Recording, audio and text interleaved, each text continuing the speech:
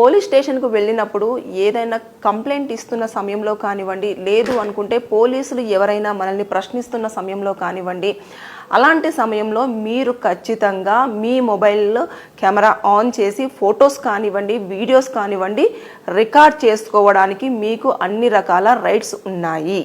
ఎందుకంటే పోలీసులు అంటారు, అరే ఎందుకు తీసేవరా కెమెరా ఆఫ్ చేయి అని చెప్పేసి. అవసరం లేదు. ఒకవేళ ఫోన్ కనుక లాక్కున్నాడు అని అంటే మనం మళ్ళీ ఎవరైతే ఆ పోలీస్ ఆఫీసర్ ఉంటారో వాళ్ళకు ఖచ్చితంగా నేమ్ ప్లేట్స్ అనేవి ఇక్కడ ఆల్రెడీ బ్యాడ్జెస్ ఉంటాయి. ఆ బ్యాడ్జెస్ని చూసేసి అతని ఒక డిజిగ్నేషన్ కనుక్కొని మనము అతని పైన కేసు వేయడానికి కూడా మనకు అన్ని రకాల రైట్స్ ఉంటాయి. దాంతోపాటు మీరు ఒకవేళ కెమెరా మానేయండి, తీయొద్దు, మేము మాట్లాడుతున్న మాటలు మీరు రికార్డ్ చేయొద్దు, అసలు పోలీస్ స్టేషన్ని మీరు షూట్ చేయొద్దు అని చెప్పేసి అన్నప్పుడు పోలీస్ స్టేషన్లో సీసీ కెమెరాలు ఉన్నాయా లేదా అన్నది మీరు కూడా అబ్జర్వ్ చేయండి. కంపల్సరీగా పోలీస్ స్టేషన్లో మస్ట్ అండ్ షుడ్గా కెమెరాస్ ఉండాలి. వాళ్ళు పోలీసులు మనతో మాట్లాడుతున్నప్పుడు కానివ్వండి, లేదు అంటే మన దగ్గర నుంచి ఇన్ఫర్మేషన్ తీసుకుంటున్నప్పుడు కానివ్వండి, వాళ్ళు మనతో బిహేవ్ చేస్తున్న విధానం ప్రతి ఒక్కటి కూడా ఆ సీసీ కెమెరా అనేది రికార్డ్ చేస్తుంది. కంపల్సరీ సీసీ కెమెరాలు ఉండాలి. అప్పుడు మీరు క్వశ్చన్ చేయండి, మీరు మొబైల్ తీసుకుంటే మీరు సీసీ కెమెరాలు ఎందుకు పెట్టుకోలేదు అని చెప్పేసి క్వశ్చన్ చేసే రైట్స్ ఉంటాయి.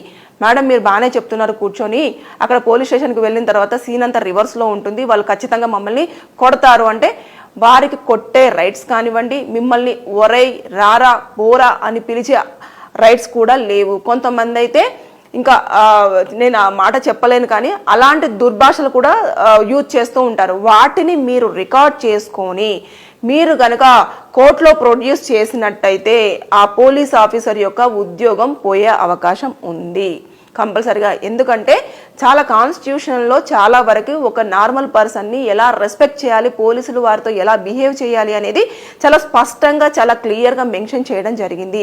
అయినా కూడా పోలీసులు పట్టించుకోకుండా ఇష్టానుసారంగా తిడుతూనే ఉంటారు, కొడుతూనే ఉంటారు, అదేవిధంగా మాట్లాడుతూనే ఉంటారు, అంటే వాళ్ళని చాలా చిన్న చూపు చూస్తూనే ఉంటారు.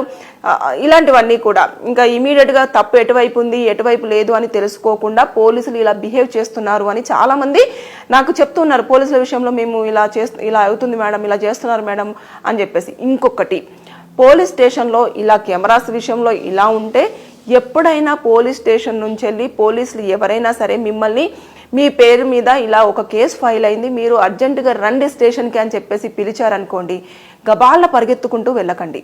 కంపల్సరిగా మీరు నాకు ఒక నోటీస్ అది ముందుగా తెలుసుకోండి. అసలు అది ఏం కేసు, ఎవరు పెట్టారు, ఎందుకు పెట్టారు అనేది ఒక వ్యక్తిని మీ తరపు నుంచి ఒక వ్యక్తిని పంపించి అది ఏం కేసో తెలుసుకొని అది ఎఫ్ఐఆర్ అయ్యిందా లేదా అదొకటి తెలుసుకున్న తర్వాత అప్పుడు మీరు పోలీస్ స్టేషన్కి ఒక పర్సన్ని తీసుకొని విత్ మీ ఫ్రెండ్ కానివ్వండి, మీ ఫాదర్ కానివ్వండి, లేదంటే మీ మదర్ కానివ్వండి, లేదంటే ఇంకో ఎవరైనా సరే వాళ్ళను తీసుకున్న తర్వాతనే పోలీస్ స్టేషన్కి అనేది వెళ్ళాలి.